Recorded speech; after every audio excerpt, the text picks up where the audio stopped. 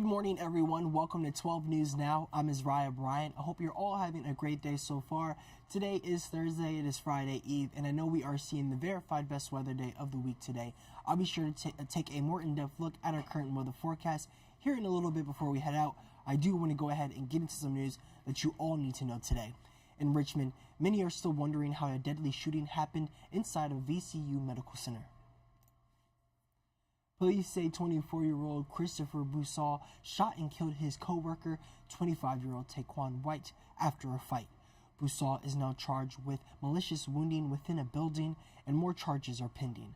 According to reports, the two men were janitors who worked in the medical center, and police say the shooting happened after a fight, but we don't know what it was over.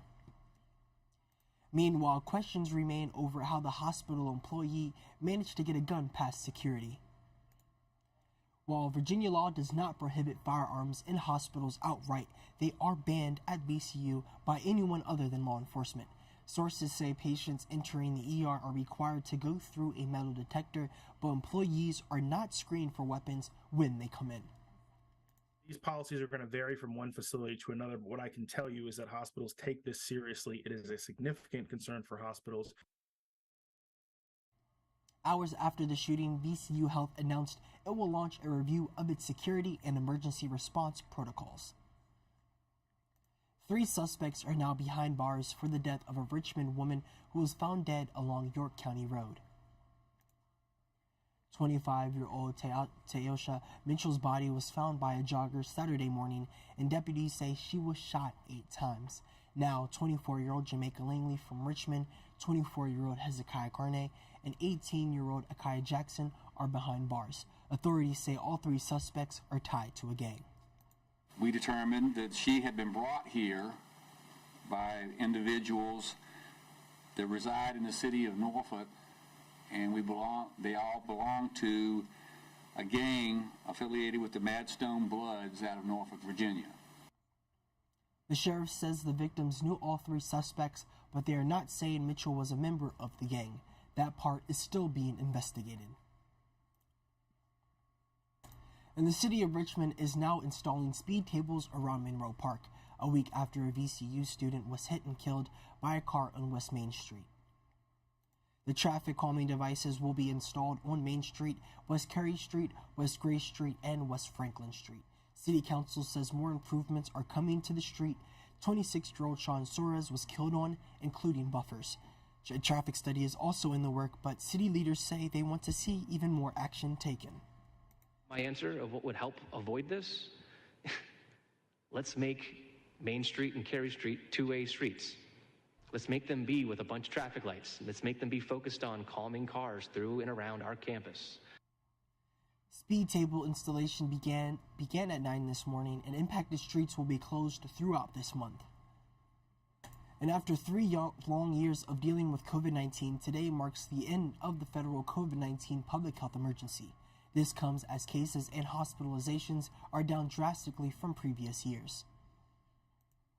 A big piece of this emergency ending means that there won't be as much ability for federal, state, and local agencies to collect COVID-19 data, including right here in Virginia.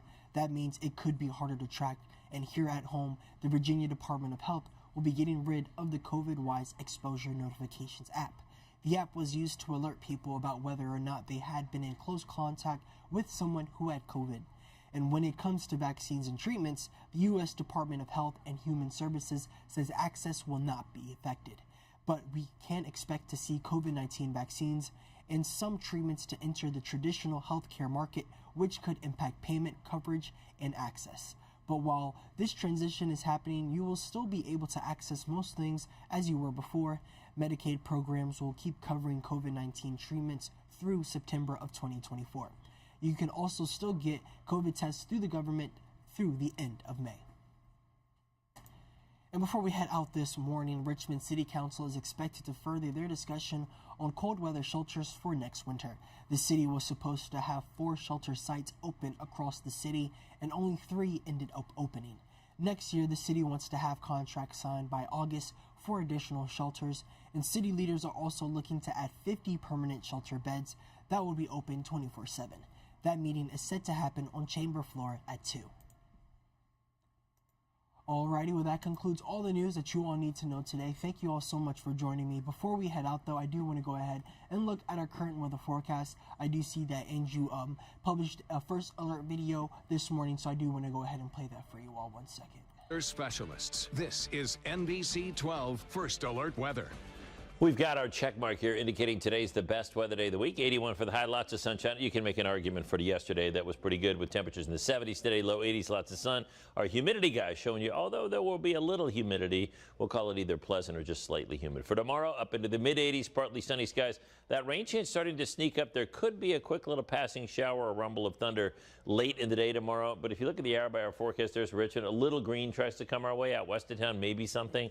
But really, the rain chance holds off and doesn't really pick up until Saturday. Saturday, a cold front pushes through at about any point during the day. In particular, morning, midday, early afternoon, there could be a shower or rumble of thunder. The rain chance pushes south, opens the door for a day on Sunday, Mother's Day, that'll be dry.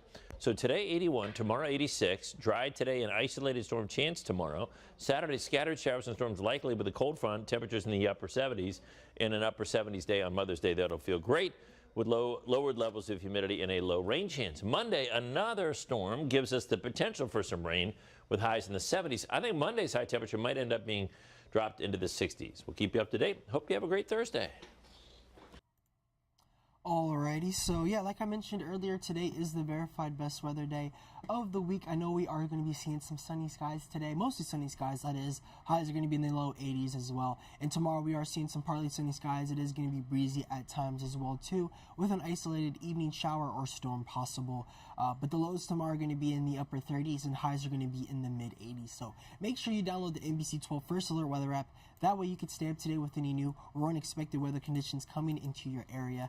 And also be sure to join us for 12 news before noon at 11 and also 12 about town at noon as well too for some more news and weather as well too. So be sure to join us then. And just a reminder, make sure you download the NBC 12 app too. That way you can watch all of our shows whenever you want. And also you have access to our old archive stories and archive shows as well too. So don't forget to download on your smart TV as well too. But that pretty much does it for me over here on the OTT Center this morning. I am going to be having another broadcast at 1 p.m. today, so be sure to join me then for some more news that you all need to know. But I hope that you all have a great rest of your day, and I hope that you all have a great Friday Eve, and hope to see you back here at 1 p.m. for some more news that you all need to know. Have a good one.